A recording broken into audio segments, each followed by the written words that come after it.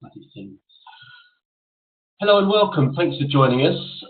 This is a webinar, a session which looks at the customer experience and how that should be applied to all people at work. We've done a lot of work, I think it's fair to say, over the last 20 years in the areas of retail, customer service, places like contact centre. A lot of these were business to customer organisations, some were business to business, some public sector and government. But what they all had in common was that they would give thought and take care in the way that they treated, communicated with their customers. They would take care and pay attention to the way they dealt with candidates to their own business, but they were less good at stages after that.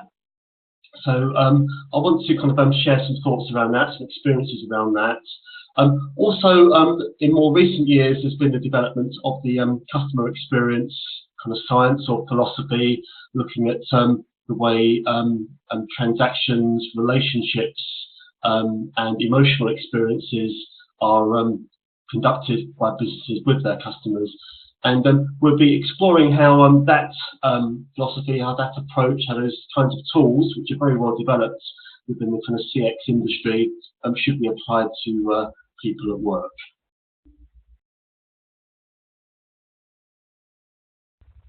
So, I guess as a kind of opening proposition, it's this one really, which is every employer, every organisation has customers. Some are very explicit external customers. If you're an energy company, if you're a retailer, then you very clearly have very tangible customers. And the bigger your market share, the more people that your organisation deals with are going to be customers, as well as however else they're, I guess, coming into contact with you as an employer, whether it's as a candidate or an employee. Right now, many of your customers are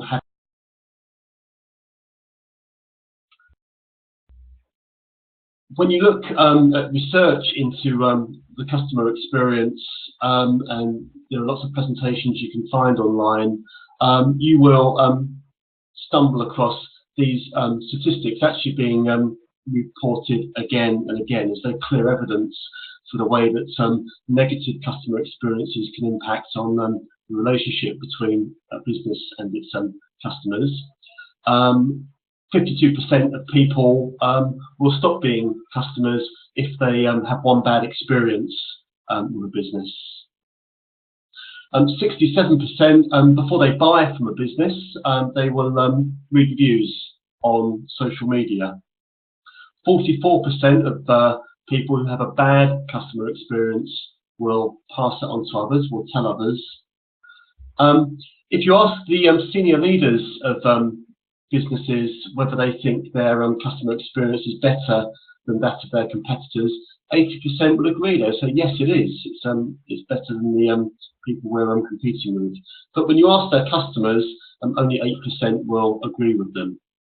So some very clear data, evidence out there which suggests that it's right to worry and to devote time and resources to perfecting your customer experience. And the more of your business that's associated with customers, I guess the more important this becomes. So where's it going wrong? Well, in the kind of language of customer experience philosophy, we can look at it through the lens of transactions, experience, and relationships. Those are kind of three broad dimensions of a quality customer experience. Those are the ones that I guess we will focus on if what we're trying to do is develop the performance of a business's customer experience alone. So if we look at transactions first of all, I can tell you that there's a transaction that your organisation is embarking on almost daily, in all likelihood, with customers and potential customers, which is leaving, well, 95% would be a typical figure of those customers with negative emotions, disappointment, maybe alienation, maybe even rage. There's a daily process that all organisations engage with that, leaves 95% of their customers feeling bad about them as an organisation. We took a look online because the great thing about the internet, arguably, is that there's always plenty of feedback and reviews. And bad reviews are especially easy to find because I guess you've got someone who's very motivated to share their disappointment, alienation, and rage. And we found this one. It's typical of much of the feedback we found around from customers who've experienced this kind of thing from an organisation. It exists for lots of businesses. This one was a customer. It was for a supermarket. I guess the emotional impact on that individual was one of disappointment and feeling uncared for by that organisation. So yeah, there are broken transactions going on every day which are upsetting your customers.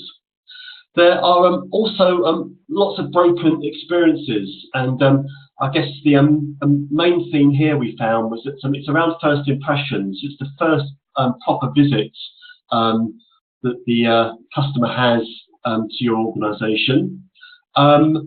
Where you get this wrong, then you will lose at least 50% of your new customers if the first visit isn't a great one.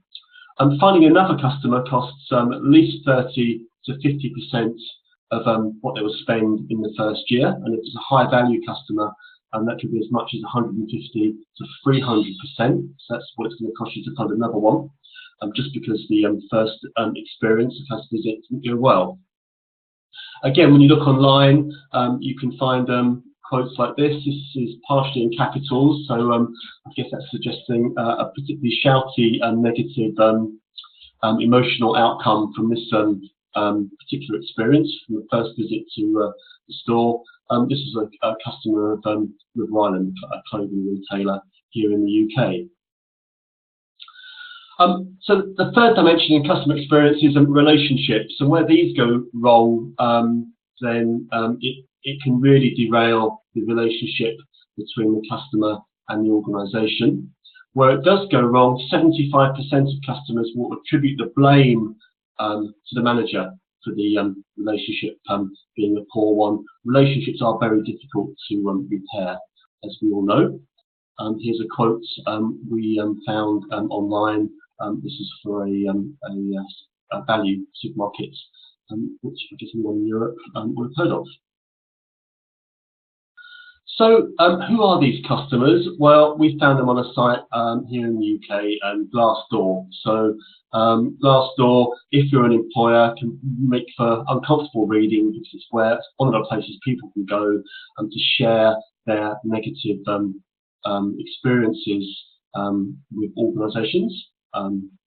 Various points through the employment cycle. So all of these people were customers, candidates, or colleagues. All of these transactions, relationships, and experiences were daily activities that employers engage with, which can lead to a negative customer experience. So the first one we saw was recruitment. That was someone who went to a retailer, in this case, to be interviewed, to be assessed, and this was the emotional outcome of that. And it's obviously disappointing, not just for the individual, but for the business. It was a retailer, so it's doubly important that they treat candidates really well, because they're likely to be a customer as well. But it is kind of disappointing on the level that arguably, we've known in recruitment and assessment the critical nature of treating candidates really, really well. Not just because they might be a customer, but also because you are, of course, trying to attract them into the business.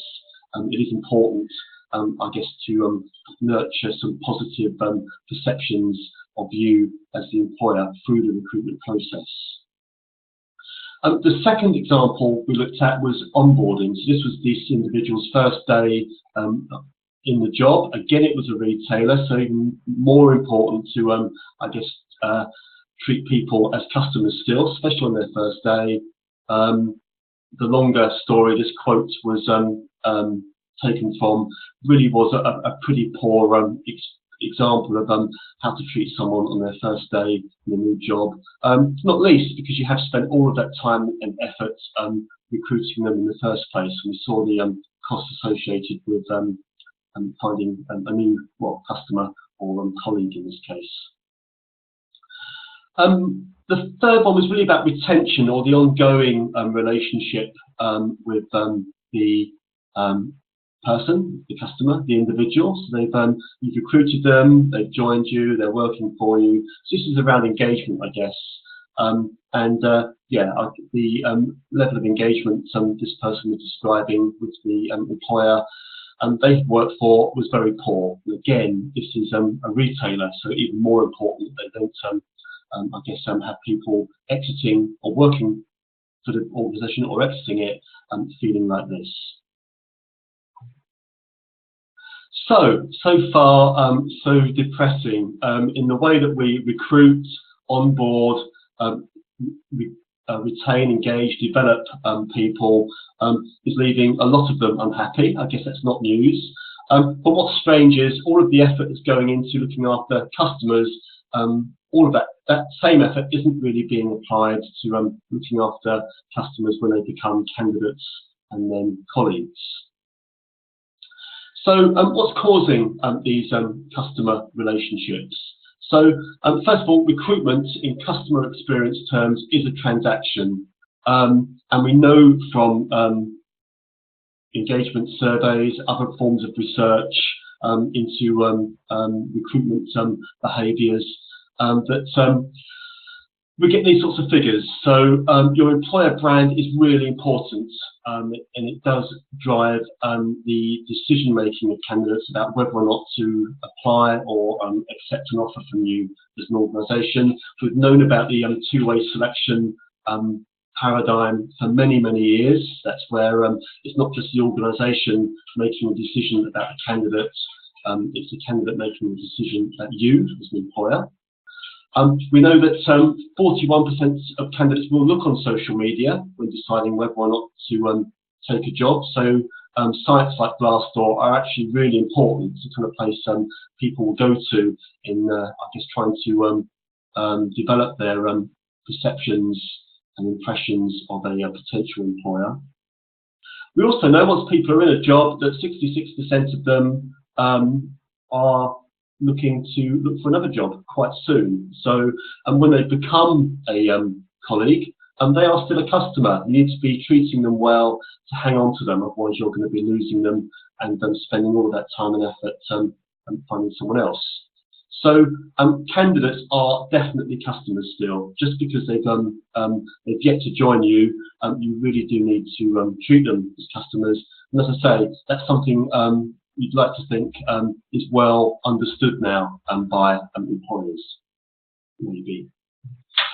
What happens once they're kind of in the organisation is, in customer experience terms, it's the experience. So your customer is living the experience of being one of your colleagues now. Again, if you look at things like engagement surveys, we find that less than half of people at work feel valued by their employer, just less than half feel a sense of purpose in their work. I would guess that in customer experience terms, less than half isn't really going to cut it as a target. If you applied it to customers, you would want more than half of your customers feeling valued by you. You would want more than half of them feeling a sense of meaning from what it is you're looking to do with them. 74% of people regard development as giving the most meaning to their work, and yet we know, not least from those two other statistics, that that's not happening as often as it should. So something happens once your customers have stopped being candidates and started being colleagues. There's a lot less effort, it would seem, being made to ensure a positive experience in the customer experience terms. Finally, leadership. In customer experience terms, this is definitely a relationship. Businesses work hard to foster very positive, emotionally resonant and meaningful relationships with their customers, but not with their employees so much. So we know from things like engagement surveys, exit interview research that 50% of people who will quit because of the relationship they have with their immediate boss. 50% almost doesn't feel high enough intuitively. In teams with a bad boss, whether or not you believe in things like engagement surveys and engagement scores, you get very low scores from teams that have a poor relationship with their leader. We also know from this area of research that 35% of people are unlikely to share their unhappiness with their boss. So if they are unhappy with the relationship they have with their employer or their organisation, and if they're an unhappy customer, in the language we're using today, then well, a good chunk of them aren't even going to make those feelings heard. We'll just leave. So the people you lead are definitely still customers, and you should definitely be, I guess, applying the same level of resource, time, and energy and care into the way their relationship is going as you do with the customers of your business. So, in terms of the fit with the way we treat people who are applying and work for us, and the way we treat customers, I guess boils down to this. This is a model which looks at, I guess it's it'll probably be described as a science, probably fairer to call it a philosophy, about how you manage experience as an organisation. I guess the main focus that you tend to hear a lot is around the customer experience. That's the kind of lens we're taking today, about monitoring, responding and improving every moment along the customer journey, understanding and delivering customer experiences that lead to loyalty and good lifetimes worth of value from every customer. Employee experience, employee engagement is another area which I think is quite a familiar one, and that's where we are looking to understand and measure the sentiment, the level of engagement across the entire employee life cycle. Really look out for experienced drivers, such as recruitment, onboarding, leadership, and relationship work to increase productivity, engagement, have stronger teams. Now, I look at those two and they just seem like the same thing to me with the same label, and yet it's customer experience which gets a lot of attention, and employee experience beyond surveying and some work which gets less, certainly in terms of, I would argue, resource and just time and money being thrown at it. So what might be some obvious fixes? Well, sometimes the first thing you reach for is some technological fix, so maybe more measurement, maybe a WYSIA assessment process goes online or is app-based, maybe technology in terms of portals, journeys, whatever it is you want to develop. Sometimes that seems like the kind of sticking plaster to fix the way in which customers are becoming candidates and colleagues.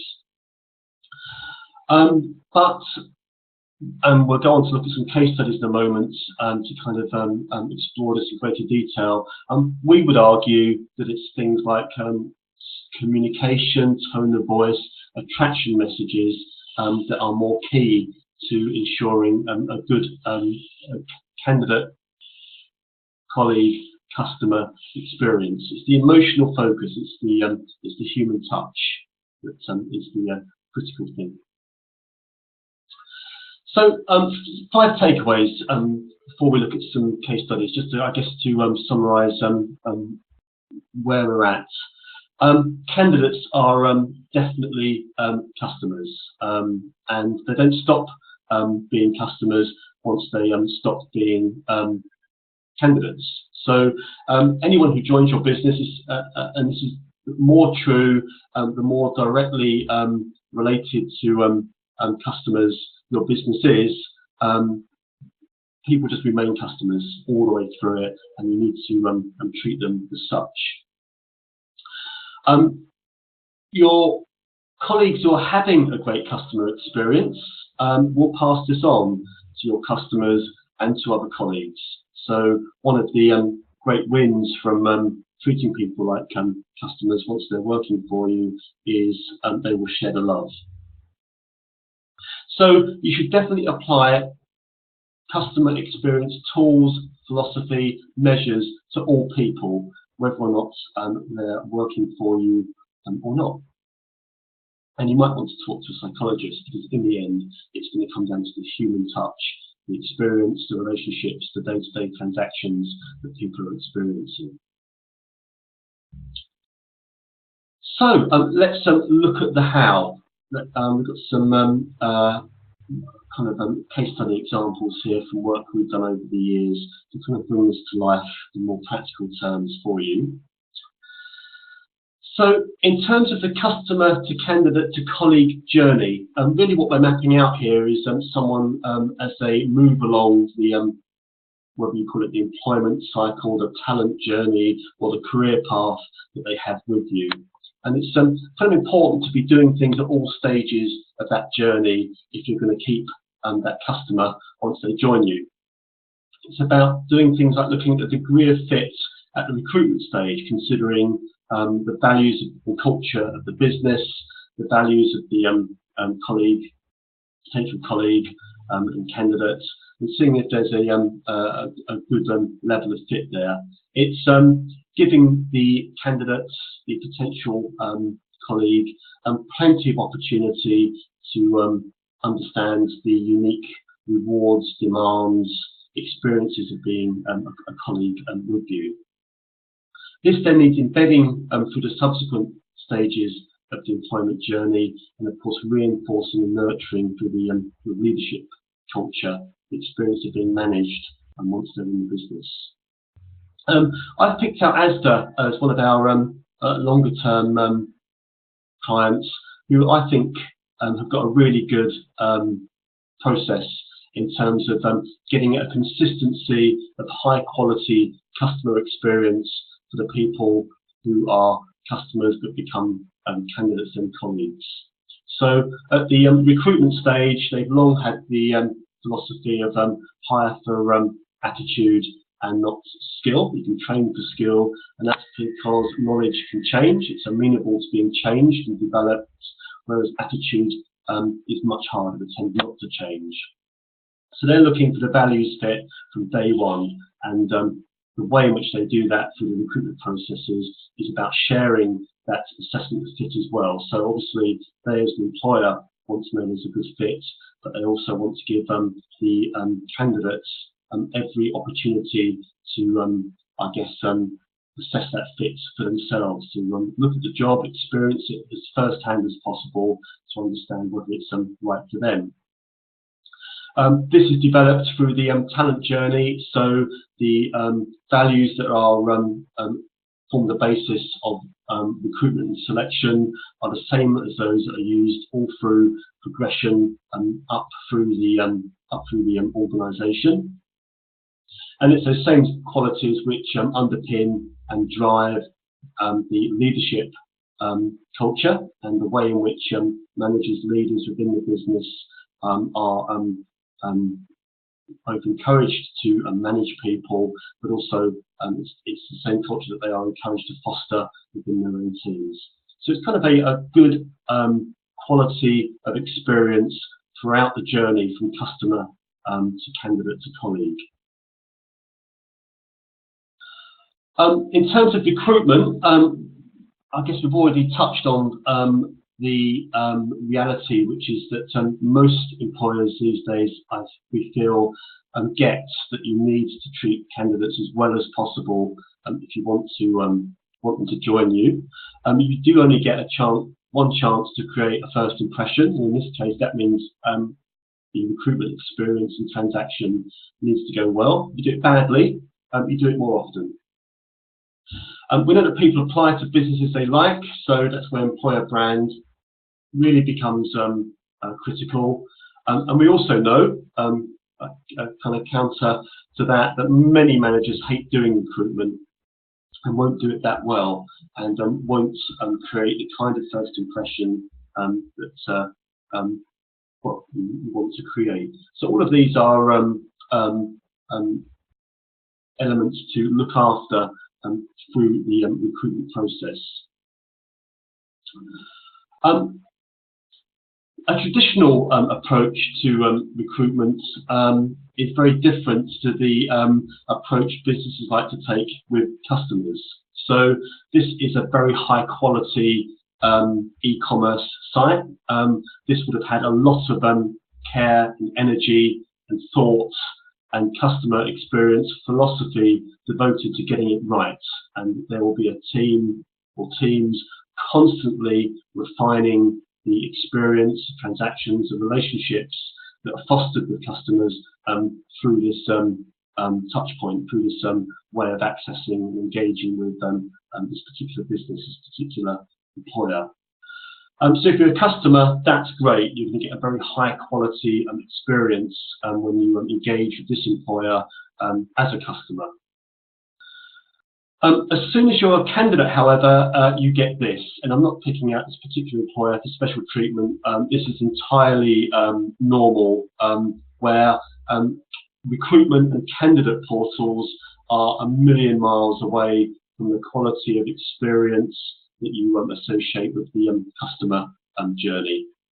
And there's no real excuse for it. They're both online services. Why is one great and the other horrible? Not just visually, but in the kind of tone of voice, the language, the emotions that it's I guess fostering with customers.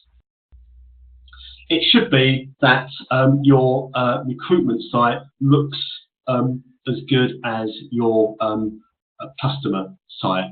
If anything, it should look as close as possible. So the quality and nature of the experience that your customers are being offered is the same when they become candidates. For those successful candidates, then it's about how are they, what's their first visit to their new employer like? And this is where onboarding becomes critical. It's your one chance to do it right. It's your one chance to really build a relationship between your new colleague as customer and you as an employer. Onboarding is more than kind of technological induction. It's more than just making sure you've got the information you need from the candidate. It's more than kind of keeping them warm before they start, although that's important. It's much more about establishing a very high quality relationship with that person from day one. So an approach we favour is to use an onboarding report where psychometrics have been used during the recruitment process.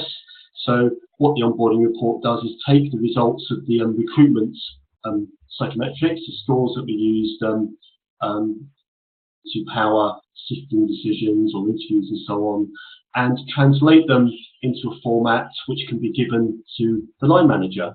It's in the language of strengths, so every new hire is presented to their line manager in a way that reinforces and emphasises the strengths of the individual, and it gives some very clear advice and guidance to the new manager about how best to form the relationship and manage and lead and engage with that new hire.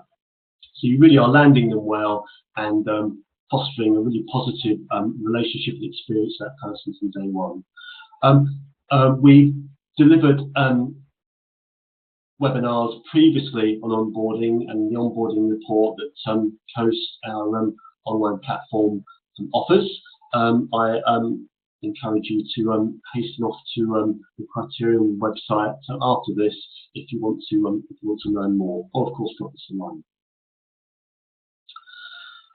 You can go much more technological if you want to really, through recruitment, offer an experience which is of very high quality and very resonant in terms of the kind of customer experience and the messages you want to convey.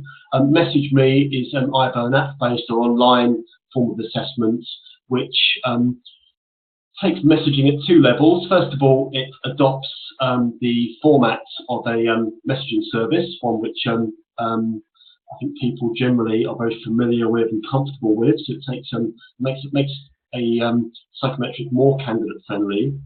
But it's also messaging in terms of the whole point of it is to communicate positive messages about you as an employer, your brand, to the candidate stroke customer. So through the messaging scenarios that are included in the assessment, we're saying good things, realistic things about the employer, about the job. You can probably just see here that the candidate is put in the shoes of a employee of the business, getting messages from other colleagues, and is given a list of possible replies to go back to the colleague with, and each reply leads to a different outcome and a different sort of journey through the assessment. It's kind of dynamic and adaptive in that way. With learning and development, again, this is about the ongoing experience of the person as customer. It's about employing customer experience approaches like technology, accessibility, personalization, and in the end, if you really want to deliver your customer experience strategy, in other words, get your colleagues to treat their customers well, and how is she going to do it really other than learning and development? We developed a app-based in-store customer service training intervention for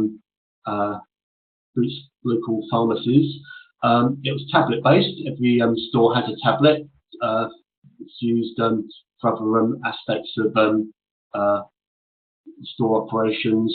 In quieter times, colleagues could resume the app-based training, which was video-based, situational, kind of judgment-based, to reinforce the kinds of customer care that the employer was looking to develop as part of its CX strategy. So in essence, you watch a video of a customer interaction and then explore some questions about that, get some feedback, and then get to practice. We launched it a few years ago.